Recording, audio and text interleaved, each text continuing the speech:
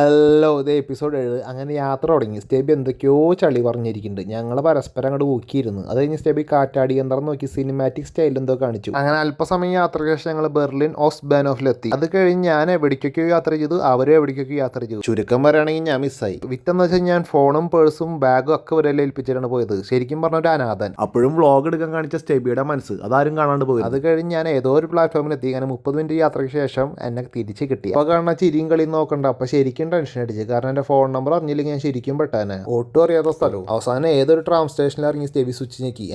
Switch ഞെക്കി tram പോയി. ഇവൻ ട്രാമിന്റെ സ്വിച്ച് ആണോ ഞെക്കിയത്, ഡോറിന്റെ സ്വിച്ച് ആണ് ഞെക്കിയത്. റിമോട്ടിന്റെ ഉള്ള ട്രാമാ. ഇത് കണ്ടിട്ട് ഞങ്ങൾ പകച്ചു നിന്നു. അപ്പോഴും ഇവിടെ അടുത്തിന് ചുട്ടാ ചിരി. എടാ നമ്മളെ ട്രാമാടാ പോയെന്ന് ഞാൻ പറഞ്ഞപ്പോൾ അത് കേട്ട് ഒന്നുകൂടി ചിരിച്ചു.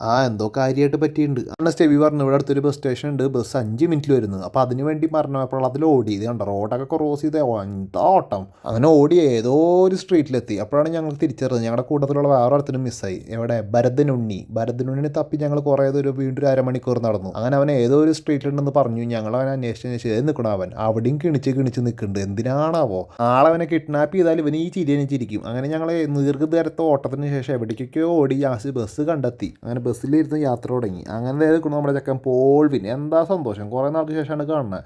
അങ്ങനെ ഞങ്ങൾ ആ സന്തോഷത്തിൽ ആലിംഗനം ചെയ്തത്. എൻ്റെ ഒരു ആലിംഗനം കണ്ടോ, മലത്തി അടിച്ച്.